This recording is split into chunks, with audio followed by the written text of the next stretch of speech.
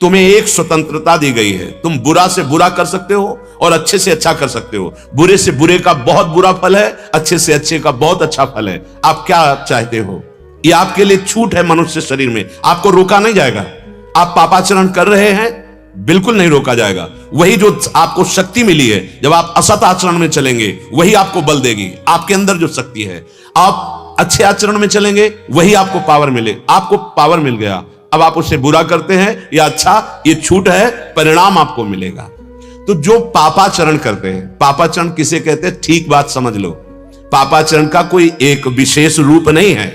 धर्म के विरुद्ध, शास्त्राज्ञा के विरुद्ध आचरण करना और जो जीवन का लक्ष्य है समाज सेवा, राष्ट्र सेवा, परिवार सेवा, भगवत सेवा और नाम जप करते हुए जीवन व्यतीत करना, अगर ये नहीं कर रहे हैं तो कुछ भी कर रहे हो, तुम अपराधी माने जाओगे। क्योंकि तुम्हारे को भगवान ने कृपा करके मानव जीवन भगवत प्राप्ति के लिए दिया है। उत्तम योनि ये महान मुक्त होने के लिए मिली है, ये केवल भोगों के लिए नहीं मिली। यद्ध्रुवस्य देहस्य शानुबंधस्य दुर्मति ध्रुवाणि मन्यते मोहाद ग्रह क्षेत्र वशूनिच। ये जो भगवत विमुख जीव हैं, इनकी बड़ी दुर्गति होती है। कैसे जानोगे कि आप भगवत विमुख हो? पहचान कैसे होगी? तो बता रहे हैं, ये भगवत विमुख जीव बस केवल इंद्रियों की सुख की अभिलाषा करते हैं। बहुत ध्यान से सुनना, ये देख लूं, ये सूंघ लूं, ये छू लूं, ये भोग लूं, ये खा लूं, ये पहन लूं, ऐसा घूम लूं, ऐसी विलासता, बस इतना ही चक्कर चलता है। जो जो मैं चाह रहा हूं कैसे प्राप्त हो? वो धन से प्राप्त होगा। तो धन कैसे प्राप्त हो? अब जैसे प्राप्त हो धन। यह है पापाचारी भगवत विमुख पुरुष के अंतर की वृत्ति। ये लोग केवल सुख की अभिलाषा से विचरते रहते हैं, अर्थात अंदर का चिंतन और बाहर की क्रियाएं, केवल इंद्रियजन्य सुख, आत्म सुख, भगवत सुख, नित्य सुख, इसका तो परिचय ही नहीं है। ये बड़े से बड़ा कष्ट उठाते हैं धन प्राप्ति के लिए और धन भोग सामग्री के लिए। इसका कारण है ये मंद बुद्धि अपने स्वरूप को भूल गए, भगवद अंश को, और इस नाशवान शरीर को अपना स्वरूप मान लिया। जंतुर्वै भव एतस्मिन् याम याम योनि मनुव्रजेत तस्याम तस्याम च लभते निवृत्तिम न विरज्यते। वो क्या, इस शरीर पे अहम हो जाने के कारण इसके संबंधियों को अपना मानता है। केवल जो संबंधी, घर, खेत, धन, वस्तु, जो जो भी, उनको केवल अपना मानता है और नित्य मानता है, मतलब अविनाशी मानता है। ये सब बना रहेगा क्योंकि बुद्धि भगवत विमुख है। इस संसार में जो भी आप बड़े से बड़े कष्ट सहकर एकत्रित करेंगे, एक समय आएगा काल भगवान सबको नष्ट कर देंगे, कुछ भी तुम्हारे साथ नहीं जाएगा। पर मंद बुद्धि होने के कारण यह संकेत उससे समझ में नहीं आता कि बाल्यावस्था गई, जवानी आ गई, वो भी वृद्धावस्था की तरफ जा रही, इसके आगे की अवस्था का नाम मृत्यु है। वो नहीं समझ रहा है। इस संसार में यह जीव जिस जिस शरीर में जन्म लेता है उसी उसी को पकड़ लेता है मैं, और उसी में सुख ढूंढने लगता है शरीर में। चींटी भी प्रयासरत है पेट भरने के लिए, चींटी भी अपने सुख के लिए भयभीत, जरा सा ऐसा करो भयभीत होकर भागेगी। हर जीव शरीर की रक्षा और इस शरीर से खूब भोग भोगना, अर्थात जीने की आशा और नाशवान भोगों में सुख खोजना।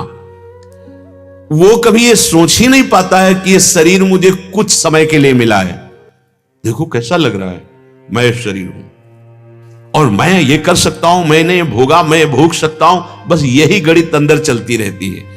ये भगवान की ऐसी विचित्र माया से मोहित हो रहा है कि नरक जैसे भोगों में सुख खोज रहा है, नरक जैसे भोगों में। ये द्वार जो शरीर के हैं मलमूत्र के द्वार हैं, अंदर सब मलमूत्र गंदी वस्तुएं भरी हैं।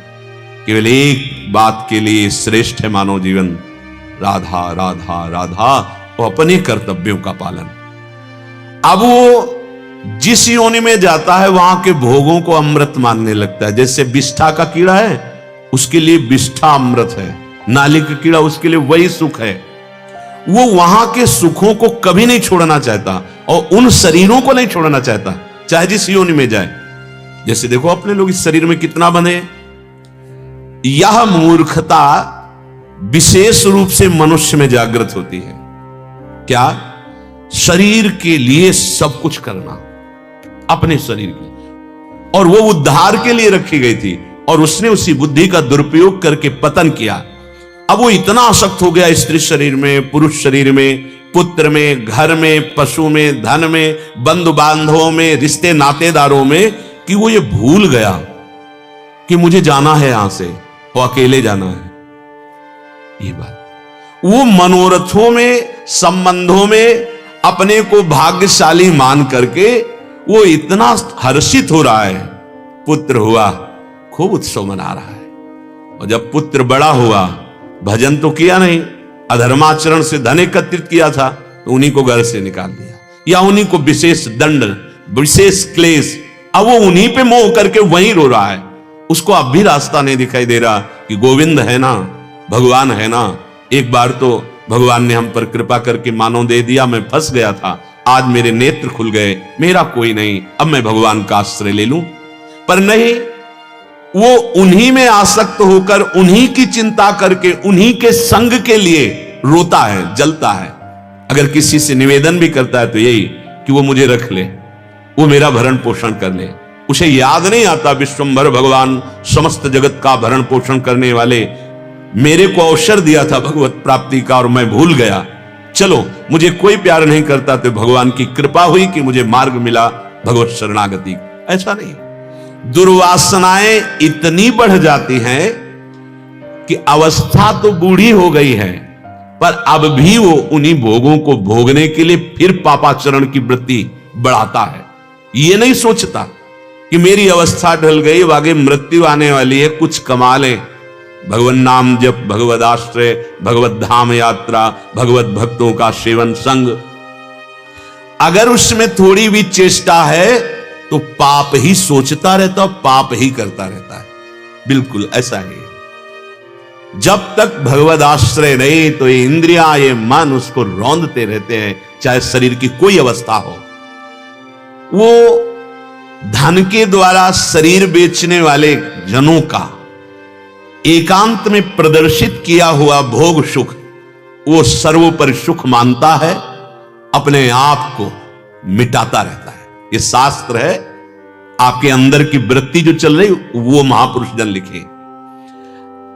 छोटे छोटे बालकों की मीठी मीठी बातों में इतना मन फंस जाता है कि उसको ये आता ही नहीं कि मैं अब राग रहित होकर भजन करूं। अब इंद्रियां और मन इतना फंस जाते हैं कि यद्यपि उसका परिवार उसको पीड़ा पहुंचाता है, कटुवचन बोलता है, तिरस्कार होता है, पर वो मोह के कारण उसी में लिप्त होकर रहना पसंद करता है। मुक्त होने का मार्ग नहीं, पूरा संसार इसी में, उसे सुख मानकर बस यही चिंतन चलता रहता है।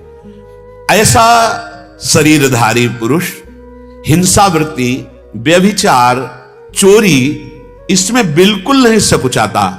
वो इन उपायों द्वारा अपने परिवार का पोषण, परिवार की प्रियता प्राप्त करने के लिए ऐसी चेष्टा करता है जिनके परिणाम में उसे घोर नरक मिलता है। कुटुंब भरणा कल्पो मंद भाग्यो वृथोद्यमः श्रिया विहीनः कृपणो ध्यायञ्च वसति मूढ़धी। वो अपने परिवार के मोह में जलता हुआ, तिरस्कृत होकर उसी घर में रहता है, जो कुछ मिल जाता है वही खा करके अपने समय को नष्ट कर रहा है। बार बार वो ऐसा पुरुष प्रयत्न करता है कि मुझे प्यार मिले, पर यही संसार का नहीं मिलता। लोभ, काम ये सब बढ़ जाते हैं। मंदभाग्य, कोई प्रयत्न उसका सफल नहीं होता। वो रोता है, चिंतित होता है, अपने कुटुंब के प्रति विशेष ममता रखता है और उन्हीं के द्वारा उसका अपमान होता है, तब लंबी लंबी सांसें छोड़ता है, कोई तो मेरा सहयोग कर दे। इसके इस असमर्थ अवस्था को देखकर ना उसकी पत्नी ना पुत्र और ना कोई रिश्ते नातेदार, कोई भी उसे प्यार नहीं करता जो उसकी मांग है। जैसे किसान बूढ़े बैल को वो प्यार नहीं देता, जब वो हल जोतता था तो अच्छे अच्छे पदार्थ मिलाकर, खाद्य पदार्थ उसे चारा देते थे, हरा हरा चारा और बलिष्ठ अन्न आदि मिला के। लेकिन जब बूढ़ा हो गया, हल जोतने लायक नहीं रहा, तो उसको चारा जानते हो गांव में कौन दे? जब सब जानवर खा लेते, जो बचता है वो डाल दिया जाता है, खाए खाए नहीं मर जाए, क्योंकि अब काम लायक तो नहीं रहा। तो कह रहे हैं कि एवं स्वभरणा कल्पम तत्तत् कलत्रादयस तथा नाद्रियन्ते यथा पूर्वम की नासा इव गोजरम। जैसा पहले उसे प्यार मिलता था अब नहीं मिलता, वो उसी प्यार के लिए रोता है। लेकिन जैसे कृपण किसान बूढ़े बैल की उपेक्षा कर देता है, ऐसे रिश्ते नातेदार परिवार सब, वो सोचता है कोई तो आके हमसे बात कर ले, कोई बात नहीं करता। फिर भी उसे भगवान याद नहीं आते। ये दुर्दशा है। जो अपने कर्तव्य का पालन नहीं करता, पापाचरण करके धन कमाता है, भगवान से विमुख है, उसकी बात हो रही। उसे फिर भी भगवान याद नहीं आते हैं। जिसने पूरे जीवन भर कमा करके, जिनके लिए वही उसका अपमान तिरस्कार, उसको दुख देते हैं, यह कर्म है।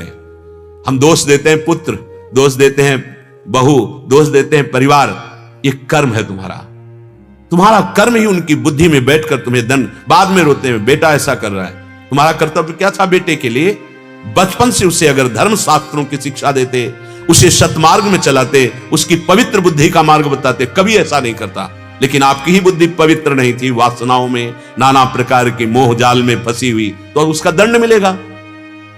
वृद्धावस्था के कारण उसका रूप बिगड़ जाता है, बहुत दुख होता है उसको। कितने लोग हैं पूरा जीवन केवल अपने शरीर को बिगड़ने ना पावे, ऐसे ऐसे उपाय, सर्जरी आदि के द्वारा भी। अब गाल में बिल्कुल लालिमा नहीं रही, फिर भी वो ऊपर से लालिमा लगाना, क्योंकि अब हमको अपना रूप बचेगा, ये रूप मिट्टी में मिल जाएगा। ये पंचभूतों से बना हुआ है, कोई सच्चिदानंद रूप नहीं। होश में असलियत देखो और इससे राग छोड़ो। कैसा कैसा निकृष्ट शरीर है यदि भजन ना हो। गर्मियों में कभी कभी पसीना से ऐसे यहां से ऐसे बदबू, और नीचे तो बदबू के स्थान है। कौन सा इसमें सुंदरता है? चमड़ी थोड़ी चिकनी है, उसी को देखकर गर्व कर रहे हो, वो तुम्हारा रूप है नहीं, ये मायाकृत है, एक दिन नष्ट हो जाएगा। वो वृद्धावस्था के कारण रूप बिगड़ जाता है, शरीर रोगी हो जाता है, पाचन तंत्र मंद पड़ जाता है, ना कोई पुरुषार्थ हो पाता है, ना भोजन पच रहा है, और आकांक्षाएं वैसे ही सब। अब उसको जो जलन होती है वो उसी का हृदय जानता है। ये बात अंदर की देखो। भोग नहीं पा रहा, भोगने की प्रबल इच्छा है, नाना प्रकार की भोग सामग्री पाने की इच्छा है, अग्नि मंद पड़ गई है।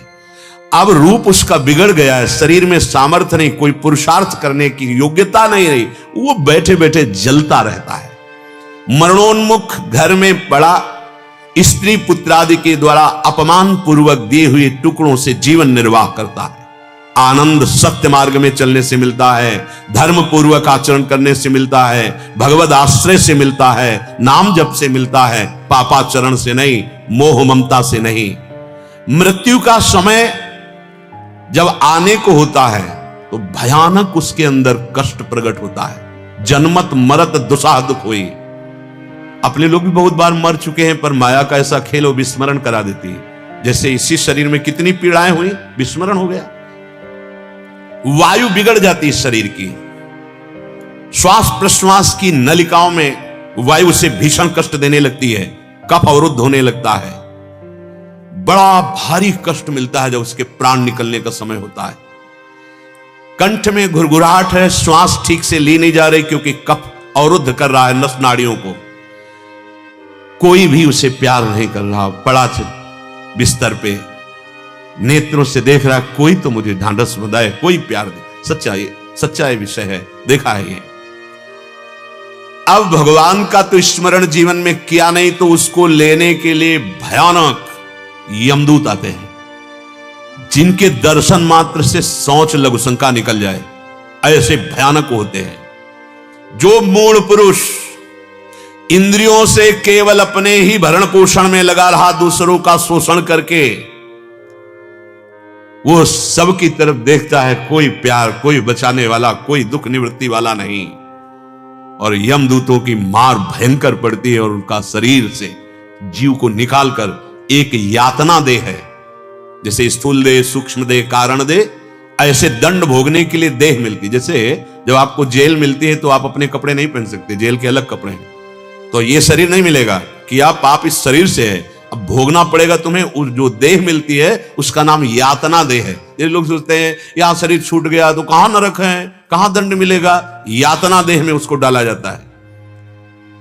अब भयंकर रोष वाले क्रोधी यमदूत जो दो होते हैं वो उसको पीड़ा पहुंचाते हैं, भयानक त्रास। वो तो जैसे यहां चोरी और ये सब करने में लगता है, अरे कहां, और जब फंसता है हमारे सरकारी विभाग में, जब पिटाई होती तब उसको पता चलता है अगर मैं ये ना करता तो ये आज दंड ना मिलता। बार बार वो मूर्छित होता है, पर यातना देह में ना आप मूर्छित रह सकते हैं ना मर सकते हैं। स्थूल देह में तो यह है कि आपको काटा गया, आप मर गए, गोली मारी गई, मर गए, जहर खा लिया, मर गए। लेकिन यातना देह में नहीं, ना मूर्छित रह सकते हो और ना मर सकते हो। यमदूत यातना देह में डालकर उस अपराधी को बहुत पीटते हुए, बहुत त्रास देते हुए, गले में रस्सी बांध करके यमलोक की लंबी यात्रा कराते हैं। जो गीता जी में कहा भगवान ने कि अगर ऐसा नहीं करते तो पापी हैं, और उन पापियों को दंड दिया जाता है। यमदूत बार बार उसको पीड़ा पहुंचाते हैं उसके अंगों में, यातना देह में। उसका शरीर थर थर कांपता है। मार्ग में जिन जिन जीवों का यहां मांस खाया है वैसे ही भयानक रूप धारण करके वो जीव उसके मांस को नोचते हैं। मार्ग में ये व्यवस्था होती है, कभी किसी को भोजन नहीं कराया, कभी पानी नहीं पिलाया, दूसरों को दुख देते रहे तो उनको मार्ग में भयानक कष्ट मिलता है। उस समय वो अपने पापों का याद, जैसे आपको जो दंड मिलेगा तो आपको याद आएगा ये किया उसका ये फल है। एक भी दंड कोई मिथ्या नहीं होगा, पर यह है कि थोड़े से पाप का बहुत बड़ा दंड मिलता है। जैसे यहां 5 मिनट गलती करो आजीवन कारावास, वो व्याकुल बेचैन हो उठता है, ना उसे पानी पिलाया जाता है, ना उसे कुछ खवाया जाता है।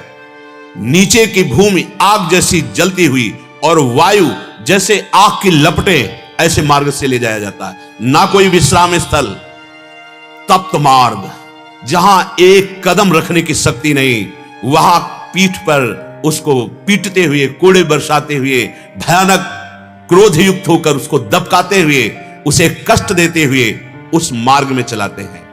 वो जहां तहां थक कर गिर जाता है, मूर्छाने को होती है, फिर उसको चेतना में लाकर पिटाई करते हैं। दुखमय अंधेरे मार्ग से अत्यंत क्रूर यमदूत प्रति पग मारते हुए यमपुरी ले जाते हैं।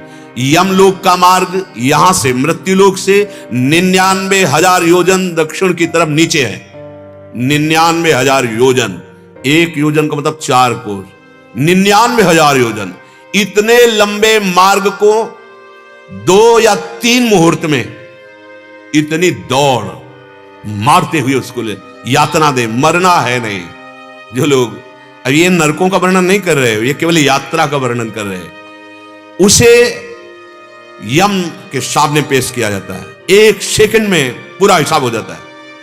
वहां थोड़ी की घंटों लाइन लगानी पड़ेगी, अमुक नर्क, अमुक नर्क, अमुक नर्क, इतने समय तक वहां उसको, जो यहां किसी पशु को भून कर खाते हैं, धधकती हुई लकड़ियों के बीच में डाल करके उसे जलाया जाता है। पशु का भाग्य तो यह है कि वो 1, 2, 4 मिनट, 5 मिनट में तड़प कर मर गया, लेकिन उसका दुर्भाग्य यह होगा कि वो मरेगा नहीं, और उसका लंबा हिसाब होता है। एक अपराध का फल आजीवन कारावास। ऐसी एक पशु को भून के खाया तो कितने वर्षों तक तुम्हें भूना जाएगा पता नहीं। अरे ये सब बातें हैं, जब मिलेगा तब तुम्हें पता चलेगा कि बातें हैं। हमें मिले थे एक गंगा किनारे जो डाकू थे, उन्होंने बताया, दिखाया था, अंगुली टूटी हुई, नाखून ऐसे सब उखड़े हुए, ऐसे हमको बताया कि ऐसी पीड़ा दी जाती है। महाराज, गांव का कोई आदमी 5 जूता रोज मार ले, सह ले, लेकिन कभी ऐसा अपराध न करे जेल जाने पर जो दशा होती है, हाँ ये अभी गए नहीं, वो स्वागत नहीं हुआ, इसलिए आपको लगता है। जो लिखा है ये भगवान श्री कृष्ण द्वैपायन व्यास देव जी लिख रहे हैं, और जो गान कर रहे हैं परम सत्य में स्थित भगवान सुखदेव जी कर रहे हैं। उसके शरीर को धधकती हुई लकड़ियों के बीच में डाल करके जलाया जाता है। जो दूसरे पशुओं को काट करके मांस खाते हैं, उनका काट काट करके मांस उन्हीं को खवाया जाता है। यह प्रक्रिया 10-20 मिनट नहीं चलती, उसका हिसाब होता है इतने वर्ष।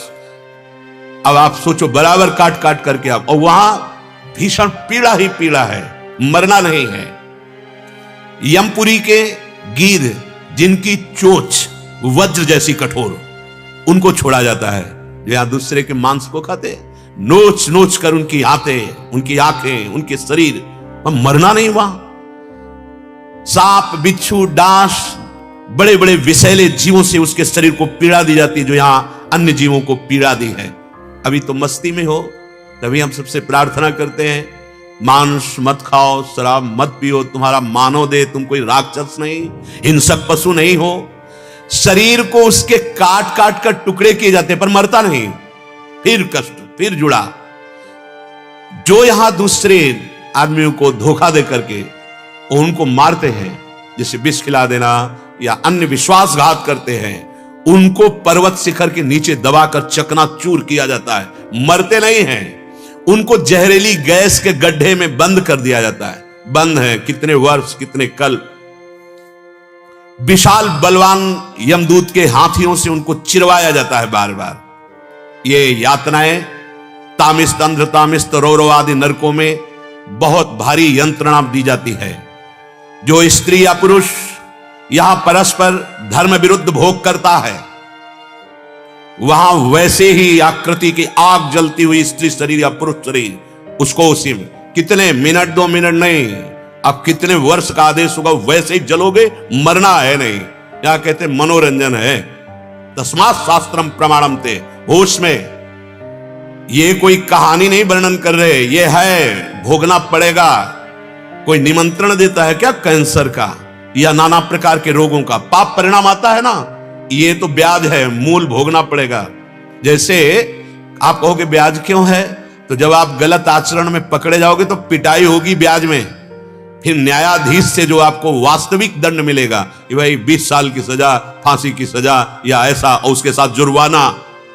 बहुत छोटा अपराध, डंडा चलेंगे। यहां का है गांव में, जिससे ना लोग जुआ खेलते हैं तो 10-20 लोग देखने में खड़े होते हैं। जब सरकारी आदमी पहुंचते ना तो जुआ वाले को बाद में पकड़ते, पहले उनके डंडे चलाते हैं। वो कहते हैं हम तो खेल ही नहीं रहे थे, तो देख क्यों रहे थे, यहां खड़े क्यों थे? असत क्रिया देखना, असत क्रिया चिंतन करना, असत क्रिया कि किसी भी तरह से संयोग में आना, वैसे ही दंड मिलेगा। बहुत सावधान, मानव जीवन सावधानी के लिए है। भगवान कपिल देव जी कहते हैं, माता, ये जो लोग कहते हैं ना कि अरे नरक स्वर्ग यही है, ये ब्याज का है, मूल तो तुम्हें भोगना पड़ेगा। ये आप इसको मिथ्या न समझें, नरक स्वर्ग को। पुण्यात्मा जैसे स्वर्ग जाता है तो पापात्मा नरक जाता है, ये भोगना पड़ेगा, कर्म किया है, ये दंड अवश्य है। हां, मिथ्या उनके लिए है जो भगवत प्राप्ति के लिए कमर कस लिए, न नरक और न स्वर्ग। आ ब्रह्म भुनान लोकान पुनरावर्तिनो अर्जुन, वो मार्ग अलग। अगर आपने कर्म किए हैं पापा और पुण्य, तो आपको भोगना पड़ेगा, दोनों क्षीण होकर के फिर जन्म लेना पड़ेगा। इसलिए होश में। इस प्रकार माता जी, वो जीव अनेक कष्ट भोग करके फिर वो जन्मने के लिए प्रेरित होता है। इसलिए सावधान, ये कुटुंब भगवान का स्वरूप है। इसकी सेवा करना ममता रहित होकर, इसकी सेवा के लिए धन कमाना अधर्म रहित होकर, भले नमक रोटी खाओ, भगवत चिंतन करो, परिवार सुखी रहेगा, आप सुखी रहोगे, आपकी उत्तम गति होगी। अब जब नरक से उसके पाप नष्ट हुए, कुछ बचे, जो संचित कर्म जमा है उसी में वो फिर जमा हुए, अब उसको जन्म लेने के लिए प्रेरित किया जाता है। जब भगवान की कृपा होती है तब जीव को मनुष्य जन्म लेने के लिए प्रेरित किया जाता है। इसको अवसर दीजिए। फिर भगवान की प्रेरणा से वर्षा के द्वारा वो अन्न में जीव आता है। वही अन्न माता पिता के उदर में जाकर के फिर रक्त आदि फिर उसमें वो वीर्य और रज आदि वो बनता है। फिर माता पिता के संयोग से जो पुरुष में वीर्य शक्ति, स्त्री में रज बना, वो जब उस जीव को जन्म लेना होता है, अगर उतने में ही व्यर्थ हो जाना, दूसरी ओर में जाना तो व्यर्थ हो जाएगा। अगर उसको जन्म लेना है विधान के अनुसार, तो एक रात्रि में मिलकर वो एक बुदबुदा जैसा बनता है। फिर 10 दिन में मां के गर्भ में बेर के समान उसका रूप होता है। फिर उसके बाद उसकी मांसपेशियां बढ़ने लगती हैं। 1 महीने में उसके सिर प्रकट हो जाता है, पहले मांस का ऐसे पिंड जैसा। 2 महीने में हाथ पैर आदि अंग निकलने लगते हैं। 3 महीने में नख, रोम, अस्थि, चर्म और स्त्री पुरुष के चिन्ह और अन्य छिद्र ये प्रकट हो जाते हैं। 4 महीने में मांस आदि 7 धातुएं प्रकट हो जाती हैं, नस नाड़ियां, रक्त संचार। 5वें महीने में उसे भूख प्यास लगने लगती है गर्भ में। 6ठे महीने में वो झिल्ली से लिपटा हुआ मां की दाहिनी कोख में वो घूमने लगता है। अब भयंकर उसको कष्ट होता है, भूख प्यास, और जहां वो है वो मलमूत्र का कुंड है, ये मलाशय मूत्राशय, उसी के बीच में उसकी खोपड़ी है, ऐसे कुंडलाकार। उस समय माता को खट्टे चरफरे ऐसे खाने की इच्छा होती है, क्योंकि उसको दंड मिलना है। अब वो जब ऐसे पदार्थ खाती तो उसके शरीर में भयंकर जलन होती है, जैसे कृमि माने कीड़ा ऐसे छटपटाता है उस मलमूत्र के गड्ढे के बीच में। ये गड्ढा ही है, मलमूत्र के बीच में कीड़े की तरह छटपटाता है, भयंकर कष्ट। सेते विणमूत्र योर गते सजंतुर जंतु संभवे, भारी कष्ट को प्राप्त होता है। अब सुकुमार त्वचा होती है तो वहां के छोटे छोटे कीड़े जो अन्न आदि पचाते हैं उसके शरीर को कष्ट देते हैं। वो भयंकर क्लेश से बार बार मूर्छित होता है मां के गर्भ में। माता कड़वे, तीखे, गरम, नमकीन, रूखे, खट्टे ये पदार्थ पसंद करेगी, क्योंकि उसको दंड भोगना है, यही पदार्थ पसंद करेगी। अब उसके शरीर में पीड़ा, उसका हृदय जल रहा है, ये हम सब भोग के आए हैं। माता के गर्भाशय में लिपटा हुआ महान दुख, पेट, पीठ, गर्दन ऐसे कुंडलाकार, ऐसे वो पिंजड़े में बंद पक्षी के समान पराधीन, इतना कष्ट होता। जरा सा हिलाया माता को प्रसन्नता होती है, हिला, वो भयंकर पीड़ा में है, कष्ट में है, असमर्थ है। इसी समय भगवान की कृपा होती है हर जीव के ऊपर। पहले कृपा हुई मानव देह में जन्म लेने की, अब कृपा हुई। भगवान कपिल देव जी कहते हैं, हे माता देहूति जी से भगवान की प्रेरणा हुई तो उसके अंदर स्मरण शक्ति जागृत हुई। अब उसे सैकड़ों जन्म के पाप कर्म अपने याद आए, गर्भ में बेचैन हो गया, अरे मुझसे बहुत गलती हुई, बहुत गलती हो गई।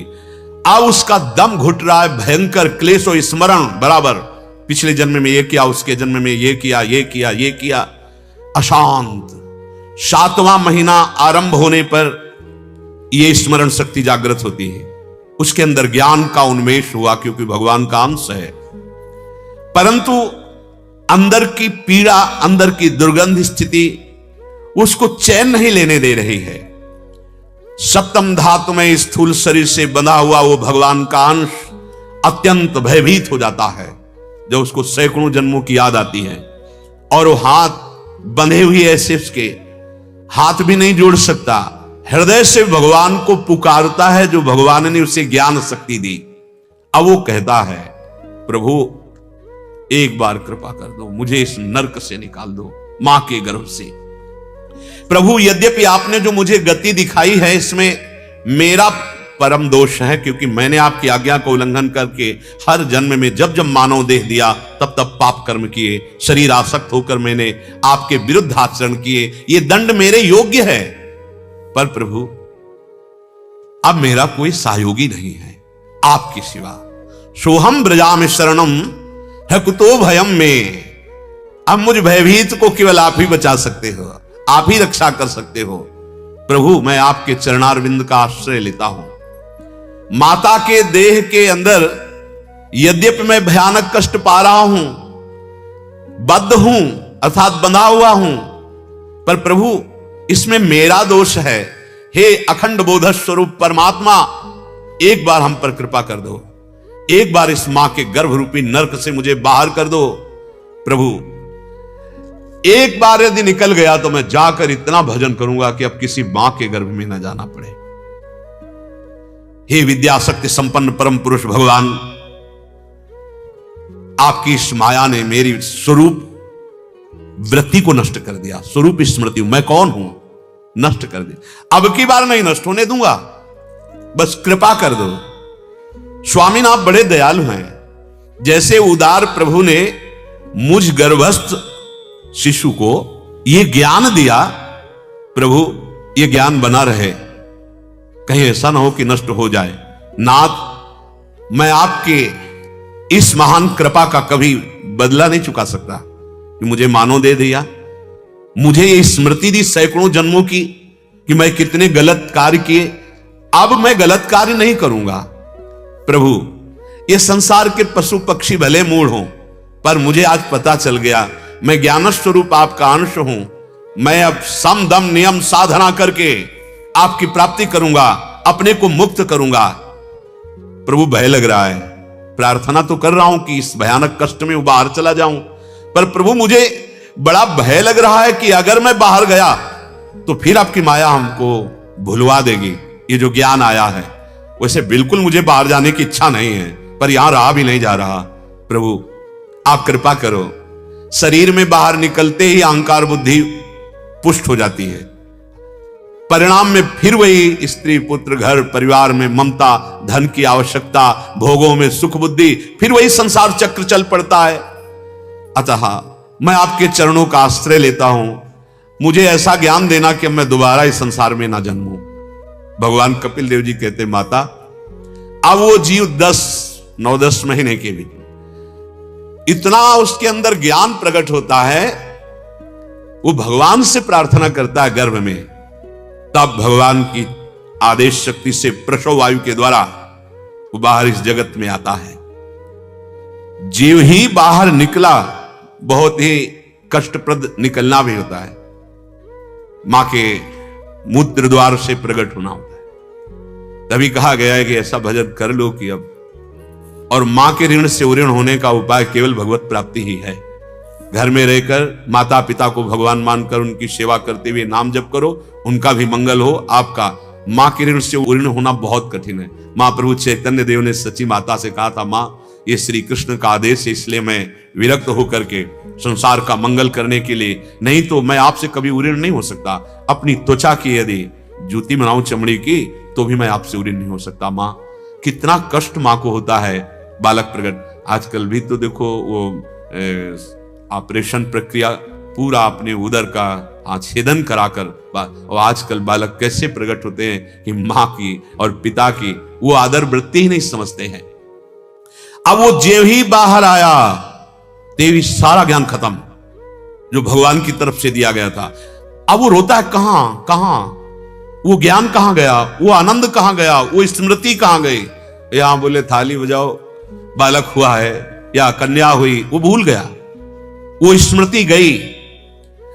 पृथ्वी में माता के रुधिर और ऐसे घृणित पदार्थों के बीच में छटपटाता हुआ सारा गर्भ का ज्ञान नष्ट हो गया और विपरीत परिस्थिति पैदा हो गई। देहाभिमान, देह भाव। अब वो जोर जोर से रो रहा है। वो इसलिए नहीं रो रहा है, वो इसलिए रो रहा है, कहां है वो ज्ञान, कहां है वो स्मृति जो अभी थी, कितना आनंद था उस स्मृति में, वो बाहर आ गया। जो लोग इस रोने का अभिप्राय नहीं समझते हैं, उन लोगों को बड़ा हर्ष हुआ, बालक हुआ, संतान हुई। अब उसमें कोई भी प्रतिकूलता का निषेध करने की सामर्थ्य होती नहीं।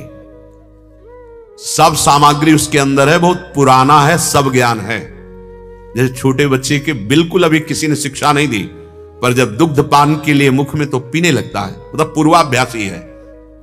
अगर ऐसे तो भयभीत हो, मतलब पूर्वाभ्यासी है। दुलार, वो प्रसन्न होने लगता, मतलब पूर्वाभ्यासी है, कोई नया जन्म उसका नहीं।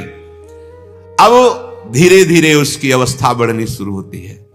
शिशु अवस्था में मैले कुचेले में जो जीव छोटे छोटे होते, वो उसको, जैसे मच्छर है, अब वो काट रहे हैं, अब उसकी सामर्थ्य नहीं कि हटा सके। जो भी कष्ट उसको बाल्यावस्था में मिलता है, निषेध करने की शक्ति नहीं रहती, शरीर में खुजलाहट होती, खुजलाने की भी सामर्थ्य नहीं, उठने की सामर्थ्य नहीं, करवट लेने की सामर्थ्य नहीं, लघुशंका सौंध जहां जैसी स्थिति में, ऐसी स्थिति में मां ने हमारी सेवा की है। हे, शर्म आनी चाहिए उन नवयुवकों को जो अपने माता पिता को कट वचन बोलते हैं, जो माता को अपमानित करते हैं, जो घर से निकाल देते हैं या ऐसी जगह भेज देते हैं वृद्धाश्रम। अरे उस समय मां ने तुम्हारे लिए कितना कष्ट सहा, कितनी सेवा की। उस बालक की त्वचा बहुत कोमल होती है, उसे उस त्वचा में जो भी जीव काटता विशेष कष्ट होता है। अब गर्भावस्था का जो ज्ञान था वो तो नष्ट हो गया।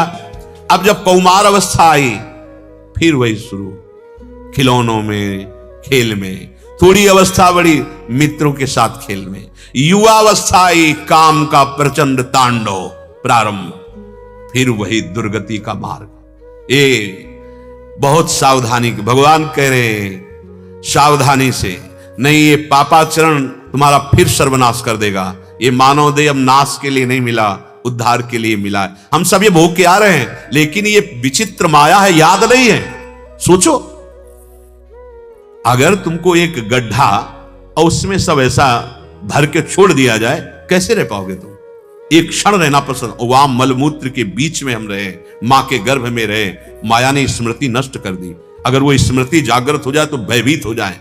कितनी बार मरे हैं, वो मृत्यु का भय अभी भगवान की तरफ बढ़ा दे, लेकिन इसका काम है माया का विस्मृति। भगवान ने संपूर्ण गीता सुनाई जब अर्जुन जी को, तो क्या मिला? स्मृति। नष्टो मोहा स्मृति लब्धा। ये भक्ति क्या प्रदान करती? स्मृति। ये तुम्हें क्यों सुनाया जा रहा है? तुम सावधान होकर समझो, तुम कौन हो, किस लिए आए हो, क्या कर रहे हो, क्या भोगा है, क्या भोग रहे हो, क्या भोगना पड़ेगा, सावधानी के लिए। ये भगवत कृपा है जो शुद्ध भगवान की चर्चा सुनने को मिल रही। तस्मात् शास्त्रम प्रमाणम थे। इस समय जब जवानी आई तो किसी की कुछ नहीं सुनना, ये तूफानी अवस्था है। इस समय कोई भी अगर भगवत आश्रय लिए तब तो बात ठीक है, अगर भगवत आश्रय नहीं लिए तो कोई भी अपनी सीमा में नहीं रह सकता। जौवन ज्वर के ही नहीं बलकावा, वो मदांध हो जाएगा। पापाचरण फिर शुरू हो गया। अज्ञानवश कामनाओं में बढ़ना, अगर कामना में विघ्न पड़ जाए तो क्रोध करके हिंसा भी कर देना। अब उसके फिर वही पाप होने लगे जिनसे उसकी दुर्गति हुई थी, और भगवान से वादा करके आया था, बस एक बार हमें निकाल दो इस गर्भ रूपी नरक से, मैं निरंतर भजन करूंगा आपका। अब देह जैसे जैसे बढ़ता जाता है, अभिमान बढ़ता जाता है, कामना बढ़ती जाती है, क्रोध बढ़ता जाता है, फिर अपने नाश का वही श्रृंगार कर लिया। वही काम, क्रोध, लोभ, मोह, मद, मत्सर, वही सब फिर कर्म। खोटी बुद्धि होने के कारण 5 भूतों से रचित नाशवान प्रतिपल परिवर्तनशील देह में वो अभिमान कर बैठा मैं। अब फिर उसका क्रम, जवानी व्यतीत हुई, फिर बुढ़ापा आया, फिर वही कष्ट, फिर मरा, फिर अन्य योनियों में जन्मा। तरह तरह के भयानक पीड़ा कर्म उसको देते रहते, कर्म तरह तरह की पीड़ा, वो संसार चक्र में ऐसे पड़ा हुआ भटकता रहता है। भगवान कृपा करते हैं तो संतों का संग देते हैं।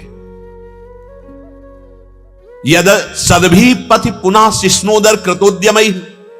भगवान उसे संत संग देते हैं जिस पर विशेष कृपा कर दी। अब क्या होता है, वो संत संग में भी जाता है तो एक मनोरंजन मात्र, चलो घंटा आध घंटा सुनना चाहिए, सुन लिया। पर जिह्वा और उपेन्द्री जनेन्द्री, इन 2 भोगों में लगे हुए विषयी पुरुषों का संग, विषय दृश्य, विषय वार्ता, विषय चिंतन, सत्संग से इन्हीं को छोड़ा जाता है। वो इन्हें छोड़ता नहीं है तो सत्संग का लाभ नहीं मिलता। फिर वही अनुगमन करता है, पहले के समान फिर वही नरक योनियों में जाना। जिनके संग से हमारा सद्विचार सत्संग में जो सुना है, वो आचरण उतारने का जो उत्साह बना है, वो उत्साह नष्ट होता है। ऐसे हमें लोगों का संग नहीं करना, ऐसे दृश्य नहीं देखना, ऐसा भोजन नहीं करना।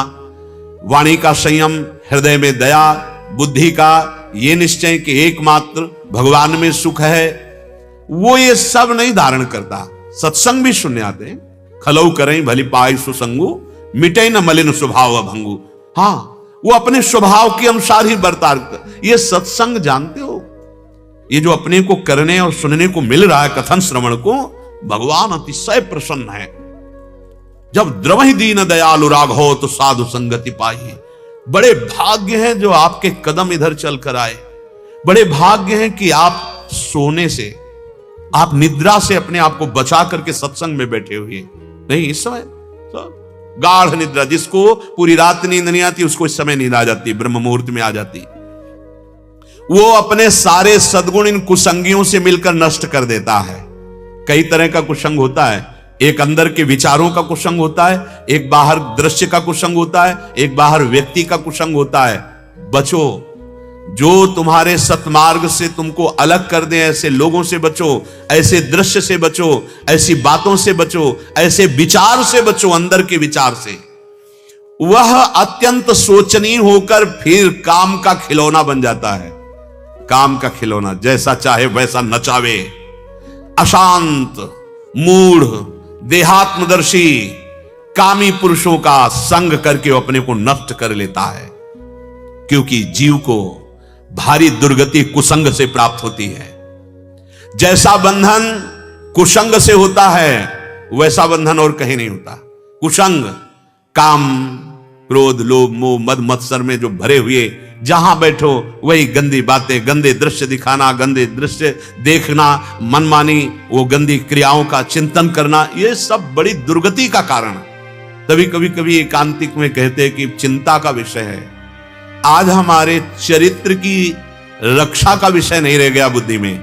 चरित्र की धज्जियां उड़ाई जा रही हैं। मनमानी आचरण करना, ये हमारी स्वतंत्रता हो रही है। प्यारे, तुम देख नहीं पा रहे हो, तुमको काम क्रोध परतंत्र बना रहे हैं। स्वतंत्र तो तब होते जब इंद्रिय और मन को अधीन करके तुम विकारों से रहित होते, या वही भोग धर्म पूर्वक भोगते, जो एक हमारा शास्त्रों का विधान है। ये भगवान की विचित्र माया को तो देखो। आया था वादा करके भगवत भजन करने, पर इन दिग्विजयी विकारों ने उसको फिर नष्ट कर दिया। अब आप कहेंगे कि भगवान की शक्ति से विकार है, तो फिर भगवान की शक्ति आपको दी है, जैसे बोलने की, तो आप मृदु बोलो, सत्य बोलो, राधा राधा बोलो, भगवत चर्चा करो, देखो तुम्हारा मंगल हो जाएगा। देखने की, आप काहे को काम भाव से देखते हो? भगवत भाव से देखो। आपको हाथ दिए करने के, आप अच्छे कर्म करो, दूसरों की सेवा करो, क्यों बुरा कार्य करते हो? जो भी आपको सामर्थ्य मिलेगी आप अच्छाई में लगाइए, लेकिन नहीं, अच्छाई कर नहीं सकते हो, बुरा करेंगे, इसके बाद कहेंगे भगवान ने ही तो बनाया है। तो भगवान ने वर्णन करने की और कुछ भी बना हुआ है, उसका विधान के लिए तैयार रहो। जो पुरुष इसी जन्म में भगवत प्राप्ति करना चाहता है, मेरी सेवा के प्रभाव से मेरे समीपता को प्राप्त करना चाहता है, या आत्मा अनात्मा के ज्ञान से मुक्त होना चाहता है, उसे चाहिए ऐसे गंदे विचारों का सृजन करने वाले जो भी लोग हैं, हमारा संग नहीं हो। तजोरे मन हरि विमुखन को संग, जाके संग कुमति मति उपजय करत भजन में भंग। जाके प्रियन राम वैदेही, तजिए ताहि कोटि बैरी सम यद्यपि परम स्नेही। जो ये सावधानी नहीं रखता, तो नरक का खुला हुआ द्वार है ये काम क्रोध लोभ। त्रिविधम नरकस्येदम द्वारम नासन मात्मना, कामः क्रोधा तथा लोभा तस्मादेत्रयम् त्यजेत। भगवान कह रहे हैं, यदि आप कामाविष्ट होकर पराई माता बहनों की तरफ गंदी दृष्टि, दोष वृत्ति, नरक का पूरा आपको सर्टिफिकेट मिल गया है। क्रोध पूर्वक पूज्य जनों की हिंसा या दूसरों को पीड़ा पहुंचाना, वचन से, मन से, तन से, नरक की यात्रा पक्की। लोभा, धन के लोभ से दूसरों को छलना, शोषण करना, अधर्म वृत्ति से धन कमाना, ये नरक का। और एक और है जो तीनों को बढ़ाता है, वो अहंकार है, मद है। भगवान की रची हुई ये माया उसी को भ्रम पैदा करती है जो भगवान के आश्रित नहीं है, जो नाम जप नहीं कर रहा। ये निश्चित मान लो, बचना है, आनंद में पहुंचना है, जन्म मरण के दुख से मुक्त होना है, तो भगवान का स्मरण, भगवान का चिंतन, भगवान के आश्रित होकर सारे कर्तव्य कर्म करना। यदि आप किसी शरीर में आसक्त हुए, तो आपका चिंतन बिगड़ जाएगा, वही चिंतन आपकी दुर्गति कर देगा। सबके बीच में रहना दुर्गति का कारण नहीं है, आपका चिंतन गलत होना दुर्गति का कारण है। अगर आपका चिंतन भागवतिक है तो विश्व में जैसे जल से ही कमल प्रकट होता है, जल में ही रहता है लेकिन बिल्कुल असंग रहता है, ऐसे परिवार में, समाज में लाखों करोड़ों के बीच में रहते हुए भी आप जीवन मुक्त महात्मा, यदि भगवत आदेश का पालन करते हुए भगवान नाम जप, तो इंद्रिया और मन ये धर्मयुक्त विषय सेवन करते हुए भगवत प्राप्त हो जाएंगे। ये भगवान की माया का भ्रमात्मक स्वरूप है। धन में प्यार हो जाना, पुत्र, घर, पत्नी, पति, यही माया फंसाती। तो हम प्यार ना करें, नहीं, प्रीति करो और अधिक करो, स्वार्थ बिल्कुल मत रखो, भगवत भाव से करो। परम पावन भगवान सबके हृदय में हैं, जिनसे प्यार करने पर ममता, आसक्ति, राग, ये कर्म बंधन ये नष्ट हो जाते हैं। अगर आप प्रभु को नहीं देखा तो ये नाशवान शरीर कभी भी नष्ट हो जाएंगे और आपका चिंतन आसक्ति का हुआ, आपकी दुर्गति हो जाएगी। एक चरित्र में पूज्य राधा बाबा के बहुत बड़े धनी मानी, वो एक दो बार सत्संग में भी आए हुए थे वहां बाबा के, पर कभी नाम जपना आया भगवत आश्रम। तो बाबा के पास ही कहीं एक कुतिया ने बच्चे दिए थे, वो के ऐसे हो करते, बाबा की दृष्टि गई। बाबा ने देखा अपनी दिव्य दृष्टि से, सेठ जी जो है उसी घर के सामने के, बनना पड़ेगा, मकान में प्रीति होगी, छिपकली बन के उसी में चिपको। दुर्गति करने वाली आसक्ति है, अगर उसी आसक्ति को भगवत भाव से कर लो तो वही मोक्ष प्रदान करने वाली युक्ति, क्योंकि भगवान ही है सब में। सच्ची मानिए आप अनजाने में भगवान से ही प्यार करते हैं, क्योंकि भगवान को जानते नहीं है और शरीर को जानते हैं, सामने देखते हैं, शरीर को प्यार करते हैं, लेकिन जब भगवान अंतर ध्यान हो जाते हैं तो शरीर को नष्ट कर देते हैं। इससे प्रमाणित हुआ आप शरीर को प्यार नहीं करते थे, पर जिनको प्यार करते थे आप उनको माना नहीं, उनको जाना नहीं, और शरीर को प्यार किया, शरीर को माना, और उसको नष्ट होना ही है, प्रतिपल नष्ट हो रहा है, परिणाम इसका नाश है। ए होश में हो जाओ, सब में भगवत भाव करके जो कर्तव्य कर्म करो, नाम जप करो, ये मुक्त कर देगा।